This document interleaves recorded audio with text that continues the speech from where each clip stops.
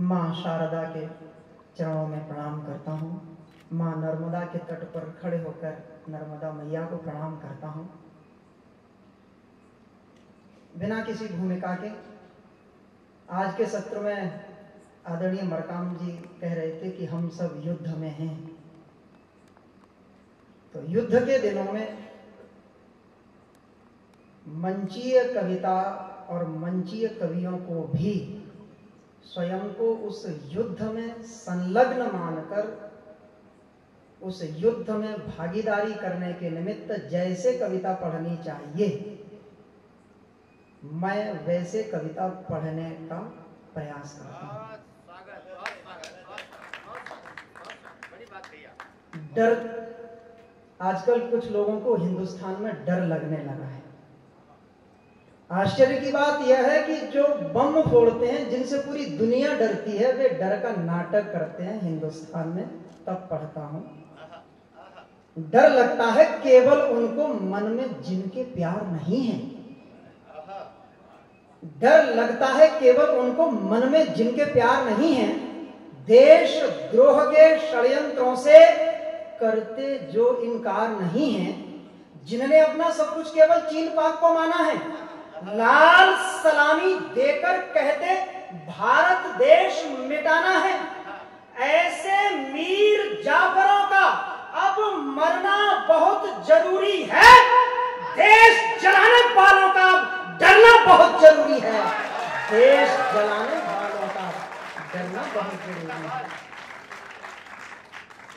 तो ये डर अच्छा है, ऐसे लोग डरते रहें। हम मंचों से उन्हें लगातार डराते रहेंगे, क्योंकि जिन्हें शांति से डर लगता है, जिन्हें हिंदुओं और हिंदुत्व से डर लगता है, उनके लिए तो पाकिस्तान ही स्वर्ग हो सकता है। हिंदुस्तान में उनके लिए कोई स्थान नहीं है। यह तो भारत माता को माता कहने वाले उन असंख्य अनगिनत लोगों का देश है। तब पढ़ता हूं, आजादी में बिछड़े बेटे माँ ने गले लगाए हैं। कुछ भाई हमारे पाकिस्तान में गए, भारत आना चाहते थे। भारत की राजनीति ने उनके मध्य में एक रेखा खींच दी। उस रेखा को मिटाने का प्रयास हो रहा है। तो कुछ लोग आ गए और आकर के दिल्ली सहित पूरे देश में धरना प्रदर्शन करने लगे कि CAA नहीं होना चाहिए, पाकिस्तान से सिख भाई नहीं आने चाहिए, अनुसूचित जाति के लोग पाकिस्तान से नहीं आने चाहिए। तब पढ़ता हूं, आजादी में बिछड़े बेटे माँ ने गले लगाए हैं। देश के दुश्मन भारत मां पर इसीलिए गुर्राए हैं। जो कहते हैं टुकड़े होंगे इंशाअल्लाह भारत के, जो कहते हैं टुकड़े होंगे इंशाअल्लाह भारत के, चाह रहे हैं नींव में बोना नक्सलवाद इमारत के, उनसे कह दो सांपों के सपने साकार नहीं होंगे। हिंदुस्तान रहेगा सदियों पर गद्दार नहीं होंगे। हिंदुस्तान रहेगा सदियों पर गद्दार नहीं होंगे। हिंदुस्तान रहेगा सदियों पर गद्दार नहीं होंगे। कविता तो मैं वह पढ़ना चाहता था कि अकबर कितना महान है, किंतु मेरे अग्रज श्रद्धेय ने आदेश किया है बाल दिवस।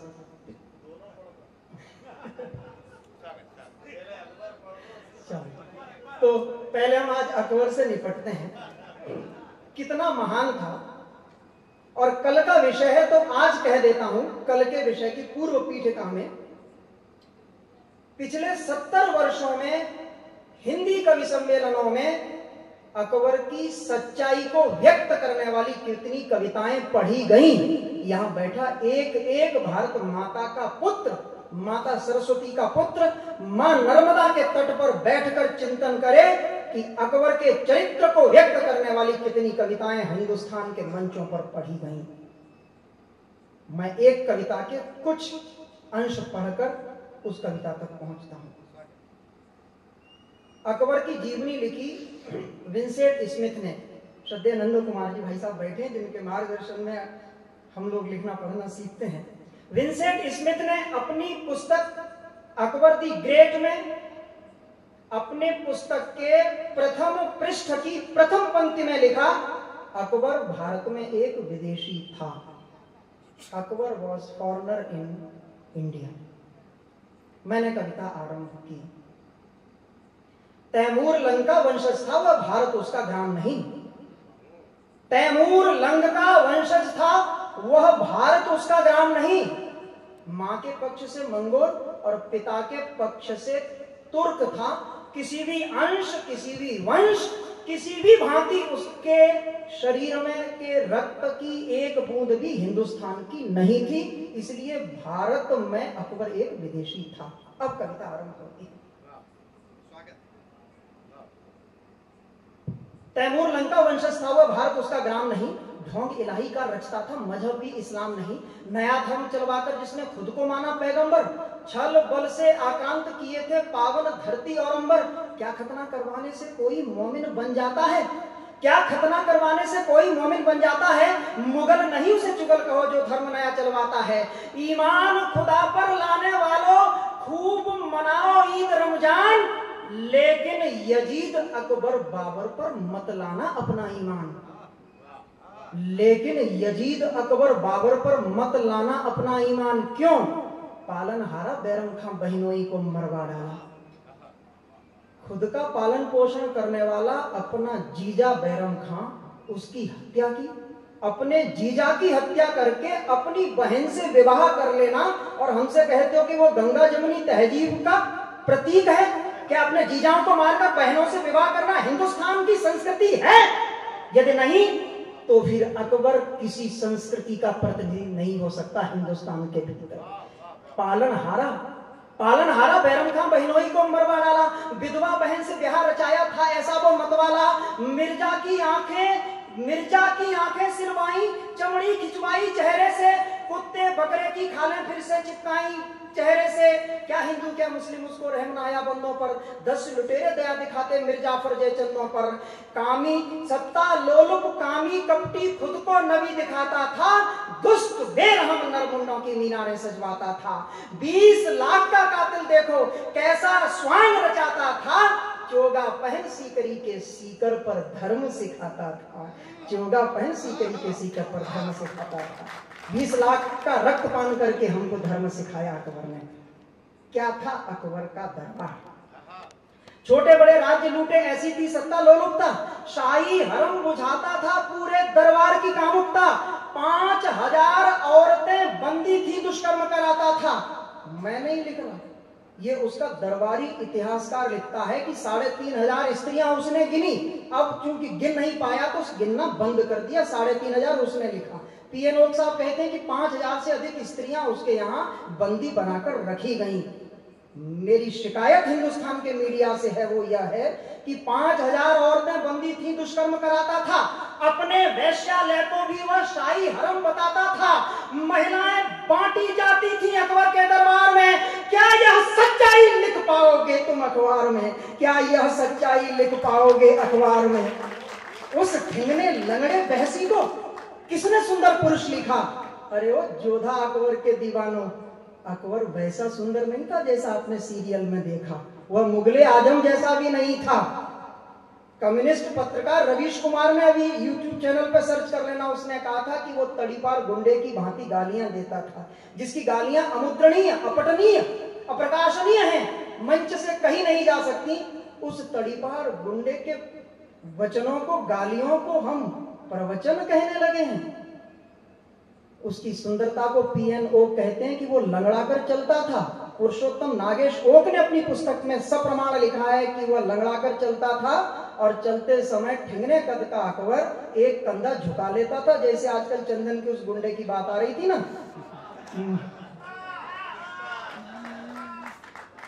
जैसे वो पुष्पा बोलता है ना कि मैं किसी के आगे झुकता नहीं, अकबर भी बस वैसा ही तड़ीपार गुंडा था। तब लिखता हूं उसकी सुंदरता पर झूठी फिल्में बनाते हो। उस ठिंगने लंगड़े वहशी को किसने सुंदर पुरुष लिखा? मैंने उस लंपट कामी को जहां लिखा का पुरुष लिखा। मैंने उस लंपट कामी को जहां लिखा का पुरुष लिखा। नवरोजा खुशरोजा उसकी अय्याशी का मेला था, नवरोजा खुशरोजा उसकी अय्याशी का मेला था। बाहर से तो पाक दिखा पर अंतर मन का मेला था। खाकर अफीम पीकर शराब मीना बाजार में घूमा था, औरत बनकर अकबर ने एक क्षत्राणी को चूमा था। मीना बाजार में हिंदुस्तान के राजपूतों की महिलाओं को बुलाकर बाजार लगवाता था। औरत बनकर जाता था अकबर, जो स्त्री पसंद आ जाती थी उसको उठवा लेता था। अब एक राठौर वंश की राजपूत माता ने क्या बदला लिया है, और उस माता के शौर्य को मैंने ठीक ठीक पढ़ा हो तो मुझे बताना। नवरोजा खुशरोजा उसकी अय्याशी का मेला था, बाहर से तो पाक दिखा पर अंतर मन का मैला था। खाकर अफीम पीकर शराब मीना बाजार में घूमा था, औरत बनकर अकबर ने एक क्षत्राणी को चूमा था। देख पटका अकबर को उसने और छाती पर बैठ गई। सबक सिखाकर के लंपट को वह क्षत्राणी लौट गई, सबक सिखाकर के अकबर को वह क्षत्राणी लौट गई। तो बुर्का पहन के अकबर भागा, होकर वहां से शर्मिंदा। जिसको तुमने ग्रेट लिखा है सोचो था कितना गंदा, जिसको तुमने ग्रेट लिखा है सोचो था कितना गंदा, जिसको तुमने ग्रेट लिखा था सोचो था कितना गंदा। आज के लिए अकबर इतना ही बहुत है। मैं उस कविता तक पहुंचता हूं जहां तक मुझे पहुंचना है। आगे कभी अवसर मिलेगा तो मैं इस पूरी कविता में अकबर का चरित्र चित्रण करूंगा। 70 वर्ष हमने हिंदी मंचों पर धरती पर बैठकर माता से आराधना की कि कोई ऐसी कविताएं क्यों नहीं पढ़ता जो बताए कि अकबर की सच्चाई क्या है, मीना बाजार क्या है। मुझसे भी जब ये कविता पढ़ने जाता हूं तो कहा जाता है, बुरहानपुर में कोरोना से ठीक पहले गया था तो मेरे कान में भी कहा गया था कि अकबर वाली मत पढ़ना। ये स्थिति आज भी है। मैं उस कविता तक पहुंचता हूं। वीर बाल दिवस भारत के प्रधानमंत्री जी ने आयोजित घोषणा कर दी है। पिछले 3-4 वर्षों से एक कविता हम पूरे देश भर में पढ़ते आए हैं कि बाल दिवस उन साहिबजादों की स्मृति में होना चाहिए था जो इतने वर्ष, सैकड़ों वर्ष के पश्चात भारत में हम बाल दिवस, सही मायने में बाल दिवस आरंभ होने जा रहा है। हमारा सौभाग्य कि हमने साहित्य अकादमी के मंच से उज्जैन में भी बाल दिवस की घोषणा से पहले भी इस कविता को इस पवित्र मंच से हम पढ़ चुके हैं। हमारा सौभाग्य है। पिछले 3 वर्ष से हम पूरे देश में मांग कर रहे थे कि वीर बाल दिवस उन साहिबजादों की स्मृति में मनाया जाए। जुड़ते हैं उस कविता से। सरहिंद है और साहिबजादे दोनों भाई हैं और क्या कह रहे हैं। ए मां मस्तक हिमालय सा तेरा झुकने नहीं देंगे, ए मां मस्तक हिमालय सा तेरा झुकने नहीं देंगे। विजय रथ दौड़ेगा युग युग उसे थमने नहीं देंगे। वो कुर्बानी करोड़ों हिंद के लोगों की थाती है, हमारे शौर्य की गाथा यूं एक दीवार गाती है, हमारे शौर्य की गाथा यूं एक दीवार गाती है। कहा 9 वर्ष जोरावर फतेह सिंह 5 ही के थे, जिन्हें ईंटों से कुचला था वे कोमल गात ही तो थे। बड़ी दीवार जैसे जलंधी में बाढ़ से बढ़ता, वो मुखमंडल पे अद्भुत तेज, मन में थी प्रबल दृढ़ता। तभी एक ईंट छोटे भाई के सिर पर रखी खिसकी, बड़े भाई की छाती से निकल आई जरा सिसकी। जब छोटे भाई की सिसकी, बड़े भाई की सिसकी निकली तो छोटे भाई को लगा कि बड़ा भाई डर रहा है। क्या उत्तर दिया उसने। दहकता सूर्य सा बोला, दहकता सूर्य सा बोला, दहाड़ा सिंह सा बोला, नहीं डरना नहीं भाई, हमारा धर्म रक्षक है, हमारी भूमि है माई। अमर इतिहास के पन्नों में ये बलिदान गूंजेगा, अमर अमर इतिहास के पन्नों में ये बलिदान गूंजेगा। हमारी याद में एक दिन ये हिंदुस्तान गूंजेगा, हमारी याद बनकर एक दिन हिंदुस्तान गूंजेगा। बड़े भाई ने कहा, नहीं है मोह प्राणों का, नहीं भय मृत्यु का मुझको। तू छोटा बाद में जाता, हाँ पहले जाना था मुझको। विधाता ने दिया सौभाग्य हमको प्राण देने का। अरे ये आंसू है बस बाद में बलिदान देने का। तब 2 पंक्तियां मैंने लिखी। ए मासूमो तुम्हारा ऋण भला कैसे चुकाएंगे, ए मासूमो तुम्हारा ऋण भला कैसे चुकाएंगे। तुम्हारे चरण चूमेंगे, तुम्हें माथा झुकाएंगे। शपथ बलिदान की हमको कदम रुकने नहीं देंगे। तुम्हारे शौर्य कभी झुकने नहीं देंगे, तुम्हारे शौर्य का यह ध्वज कभी झुकने नहीं देंगे। काजी ने कहा, अरे बच्चों क्यों मरते हो, तुम्हें करना क्या है, केश कटवाने हैं, कलमा पढ़ना है, कह दो कि हम मुसलमान हुए, तुम्हारे प्राण, तुम्हें क्षमादान मिलेगा, राजकुमारों की तरह रहोगे, झंझट छोड़ो, मौत से बचो। जिस उम्र में बच्चे अपना खिलौना नहीं देते, 2 बच्चे अपने प्राण हथेली पर रखकर इस देश की संस्कृति के लिए दे रहे हैं। और क्या कह रहे हैं, ए जालिम भूल मत, गुरु तेग जी दिल्ली पधारे थे, प्रतिज्ञा भीष्म थी उनकी, तेरे सुल्तान हारे थे। भाई मतिदास को चीरा, चलाया शीश पर आरा, अरे वो हिंद का था सिंह मरकर भी नहीं हारा, अरे वो हिंद का था सिंह मरकर भी नहीं हारा। उबाले जिंदा ही मतिदास डाला खौलता पानी, लहू के कतरे कतरे से मगर निकली थी गुरबानी। लपेटी आग अंगों से दयाला जी दौड़ाए थे, ये किस्से हमको दादी माँ ने घर पर ही पढ़ाए थे, ये किस्से हमको दादी माँ ने घर पर ही पढ़ाए थे। दिया जब शीश गुरुजी ने, हजारों लोग तब जागे, बचाने शीश का सम्मान चारों ओर से भागे। मरेंगे आज 2 बच्चे, करोड़ों कल खड़े होंगे। मरेंगे आज 2 बच्चे, करोड़ों कल खड़े होंगे। हमारे कत्ल की गाथा को पढ़ कर बड़े होंगे। लड़ेंगे युद्ध फिर तुझसे, तेरा ये दर्प तोड़ेंगे। सजेंगे खाल से फिर से, तेरा ये दर्प तोड़ेंगे। सजेंगे खाल से फिर से, तुझे जिंदा न छोड़ेंगे। सजेंगे खाल से फिर से, तुझे जिंदा न छोड़ेंगे। मैं कविता का समापन इस संदेश के साथ करना चाहता हूं, हिंदुस्तान का इतिहास केवल बलिदान देने का इतिहास नहीं है। हमारा इतिहास केवल बलिदान देने का ही इतिहास नहीं है, बदला लेने का भी इतिहास है। हमारे शत्रुओं ने जहां जहां हमने बदला लिया, उसे इतिहास में से विलोपित कर दिया। गुरुपुत्रों ने अपना बलिदान दिया, तो उसका बदला किसने लिया? लाला लाजपत राय जी को यदि लाठियों से मारा गया, तो भगत सिंह जी ने बदला लिया। गुरुपुत्रों को यदि दीवार में चुनवाया गया, तो बदला किसने लिया? मैं 4 पंक्तियों से कविता का समापन करता हूं। भारद्वाज ऋषि का वंशज, वेदों का अनुरागी था, मुगल कांपते थे भय से, गुरु का बंदा बैरागी था। समाचार पाया उसने गुरुपुत्रों की कुर्बानी का, अरे दल पर टूट पड़ा ऐसे जैसे हो सिंह भवानी का।